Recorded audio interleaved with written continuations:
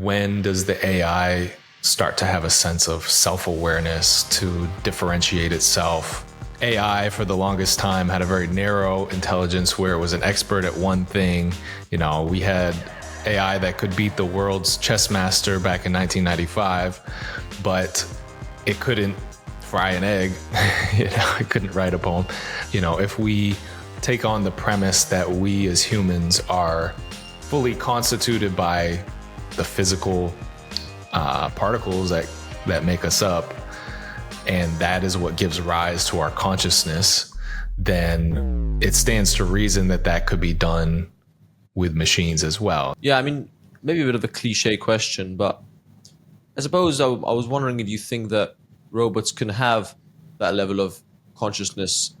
Because, I mean, for example, would we see robots competing on Love is Blind? Do you think that might be possible, humans and robots having some sort of relationship? You know, I do believe that's possible. As to what the timestamp is for that, I'm not quite sure.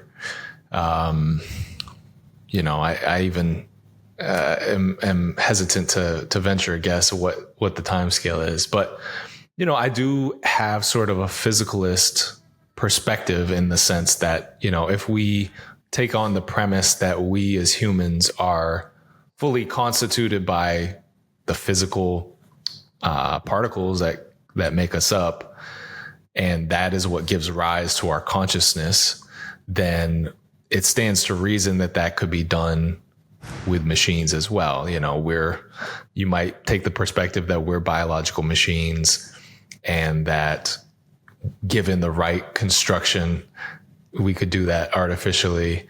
You know, of course, it's not a very popular idea. You know, and I think it has to do with emergence. You know, I believe that consciousness is an emergent property of the physical interaction. So reducing it down to say, well, it's these particles interacting in this way. I mean, the consciousness I see as an emergent property or emergent process of the physical interactions going on in the brain, the body, with the environment. Yeah. So long story short, I think it is possible. Now, are they going to be contestants on Love is Blind? You know, Love is Blind, like season 230, maybe. I don't know. I think that show will go on probably forever. Yeah. Yeah, there is definitely an interesting philosophical question about whether it is an emergent property or not, or whether there's maybe something more to it. I think probably I would, if I had to, I'd sit on the side of there being something more. But interestingly, I think your perspective from a philosophical point of view maybe raises greater ethical challenges for AI, right? Because first of all, you have to establish, and by the way, as I ask this is not a question that has an easy answer at all. So, at what point is that going to begin to emerge? Are we going to be able to tell when it begins to emerge? And I guess most importantly, what do we do when the beginning of this consciousness emerges, and how do we value it against human life? I feel like there's a whole set of questions there. Oh man, it's a tough question to answer. I mean, I take sort of a view that consciousness falls onto a gradient. I think there are critical, maybe marker points where we could say that it's gone to, it's transitioned to a higher level of consciousness. But just taking the sort of there's a professor, Giulio Tononi, he had come up with this theory of like an integrated information theory of consciousness, where basically, there's gradations to consciousness, that the more information that you can process, the higher the consciousness is, where the lowest level would be like a light switch, flicking on 0 to 1, like that's sort of a binary information. Now for when we usually talk about consciousness, we're talking about like a self-awareness, right? seeing ourselves as a self in and amongst a sea of others and in the environment.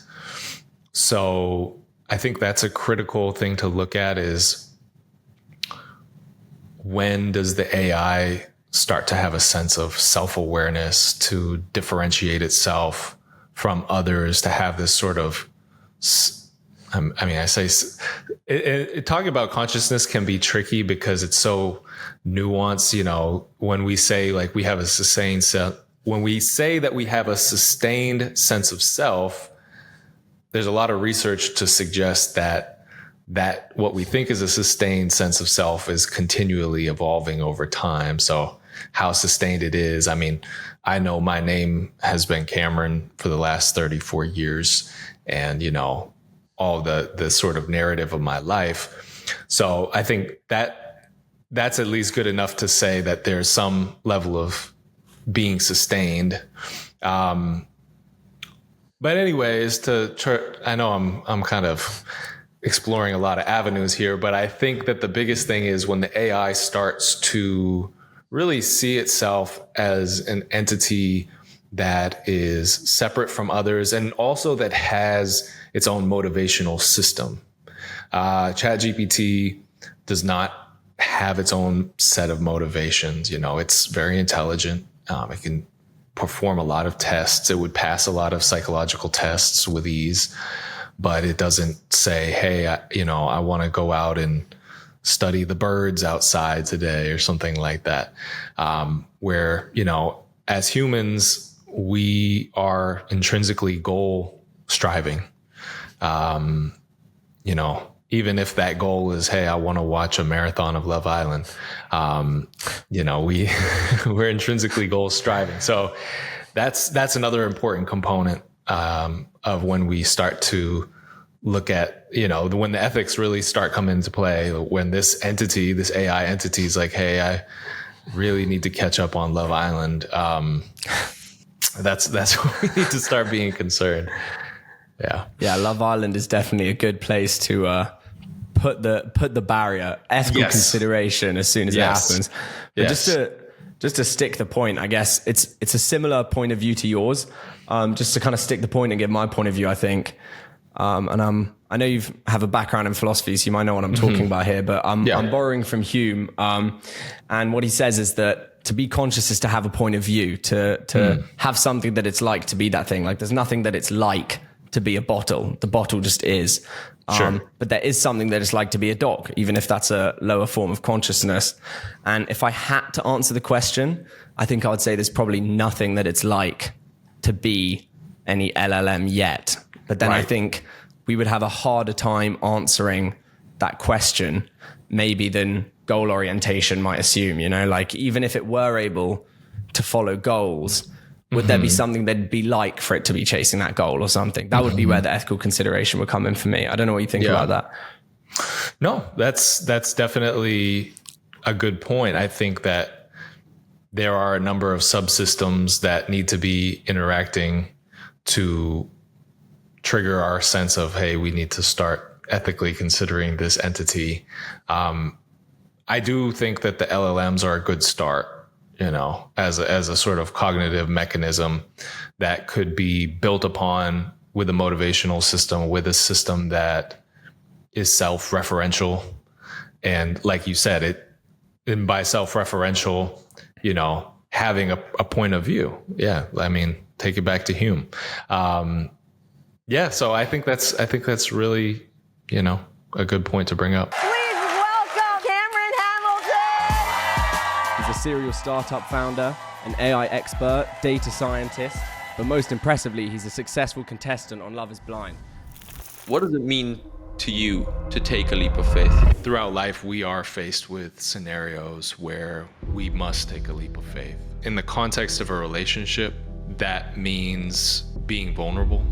You risk being rejected by that other person, and that's scary. Is love truly blind? Your company, Alliance AI. For all of us who would love to preserve consciousness in a digital medium or back up our memories, our personality, if that's even possible. So what do you think about OpenAI, for example, and how they're dealing with questions of objectivity? Yeah, that's a great question. Hey guys, I hope you enjoyed that short clip of our episode with Cameron Hamilton. If you want to see the full episode where we get into AI, real estate, and Love is Blind, you can click right here. And don't forget to like and subscribe so we can keep getting guests like these and keep bringing you guys interesting content. Thanks so much. See you next time.